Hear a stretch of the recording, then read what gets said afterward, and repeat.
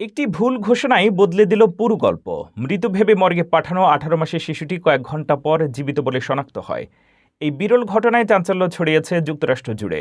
ঘটনার পেছনে কি ঘটেছিল, শিশুটির সর্বশেষ অবস্থা কি এবং তদন্তে কি উঠে এসেছে, দেখুন বিস্তারিত।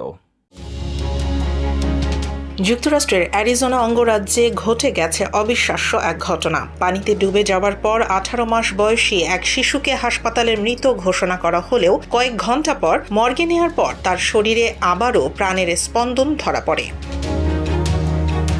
পুলিশের প্রকাশিত প্রতিবেদন ও 911 কলের অডিও অনুযায়ী ঘটনাটি ঘটে সুপার বোল সানডেতে। অ্যারিজোনার গিলবার্ট শহরের একটি বাড়ির পেছনের সুইমিং পুলে শিশুটিকে মুখ নিচের দিকে ভাসতে দেখা যায়। পরিবারের সদস্যরা ধারণা করছেন সে প্রায় 10 থেকে 15 মিনিট পানিতে ছিল।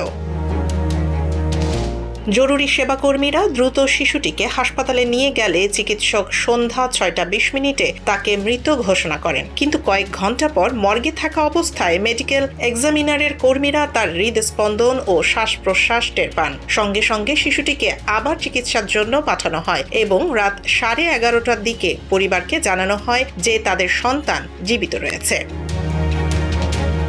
শিশুটির নাম ভিনসেন্ট লরেঞ্জো ফিওরিনো। পরিবারের খোলা একটি তহবিল সংগ্রহ পৃষ্ঠায় জানানো হয়েছে সে বর্তমানে ভেন্টিলেটরের সহায়তায় শ্বাস নিচ্ছে এবং আশার বিষয় হলো চিকিৎসকদের মতে তার মস্তিষ্কে স্থায়ী কোনো ক্ষতির লক্ষণ পাওয়া যায়নি। এদিকে তদন্তে পুলিশ জানিয়েছে ঘটনার সময় শিশুটিকে কে দেখছিল তা নিয়ে পরিবারের সদস্যদের মধ্যে বিভ্রান্তি ছিল। বাড়িতে গাঁজা পাওয়ার কথাও জানিয়েছে পুলিশ। এসব কারণে শিশুটির বাবা মায়ের বিরুদ্ধে অবহেলার অভিযোগ আনার বিষয়টি বিবেচনা করা হচ্ছে।